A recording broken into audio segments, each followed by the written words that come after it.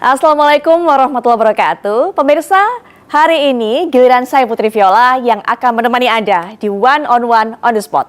Tokoh yang satu ini kami undang untuk bisa berbicara di One on One. Saya mengenal beliau sebagai sosok yang begitu passionnya, begitu besar, luar biasa, komitmennya juga di dunia olahraga. Sehingga mungkin ini ya yang membuat beliau ini begitu keras saat memotivasi para pemain dan sepertinya juga sudah siap menerima hujatan, kritik dari semua warga negara Indonesia. Ketua Umum PSSI, Bapak Erick Thohir. Pak Erick, bisa tidur nyenyak, mimpi indah setelah Indonesia menang dari Arab Saudi? Belum. Kok belum, Pak? Kan belum tuntas kerjanya. Kan targetnya bukan menang per game, tapi bagaimana kita bisa dapat kesempatan untuk kualifikasi Piala Dunia. Sama seperti waktu itu kita kerja keras untuk meloloskan tim Olimpiade, ya itu target utamanya. Walaupun memang apapun hasilnya kita harus tetap bangga karena kita belum pernah waktu itu ranking 4 Asia untuk U23 dan kita bisa bermain untuk kualifikasi Piala Dunia. Tapi ya namanya bola, selalu ada drama. Selalu ada drama, itu dinantikan juga. Tapi alhamdulillah akhirnya Indonesia berhasil meraih kemenangan perdana grup C ini, Pak. Dari digulung Jepang 0-4. Kemudian selisihnya tidak terlalu lama, kemudian berhasil membalikkan keadaan, menunjukkan kekuatan, membuktikan atas Arab Saudi. Evaluasinya apa yang dilakukan oleh tim, termasuk juga tentunya Pak Erick terus memantau proses itu? Ya, sejak awal kan saya selalu bilang bahwa kita mau coba maksimal lolos Piala Dunia. 15 poin yang kita harus dapatkan untuk bisa di ranking 2.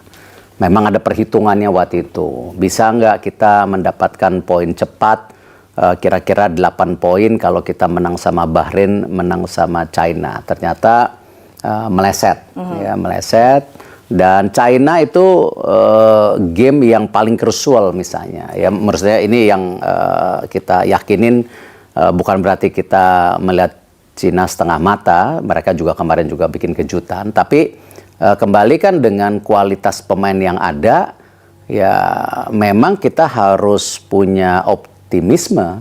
Kita lihat aja berapa sih negara Asia yang punya pemain yang bermain di Eropa. Ya mungkin nomor 1 Jepang, betul. Nomor 2 Korea, mungkin kita bisa masuk top 5.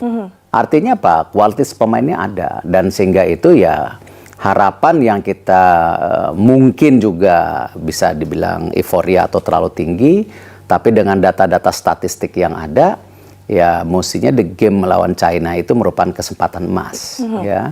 Dan tentu kalau sama Jepang, saya rasa memang kita kalah kelas jauh lah. Mereka nomor 1 di Asia, 15 di dunia. Tapi waktu itu memang situasinya saya lihat setelah kalah sama Jepang itu perlu ada dobrakan yang diambil, kalau tidak saya takutnya ya, kembali dari pengalaman saya memegang berapa kejuaraan di olahraga atau klub dan lain-lain, takutnya dimotivasi. Memangnya situasinya saat itu seperti apa, Pak? Ya kalau kita lihat kan bagaimana pemain-pemain itu kan kelihatan mukanya mereka down.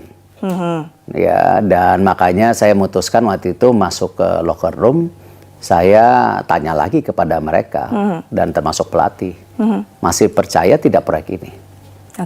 Dan jawabannya percaya. Kalau waktu itu jawabannya sudah nggak percaya, ya saya mundur benar waktu itu. Ya karena gini, ini kan sebuah tim yang dimiliki oleh kita bersama, bukan dimiliki oleh pelatih, oleh pemain atau oleh saya, tapi kan ini dimiliki oleh bangsa dan negara kita.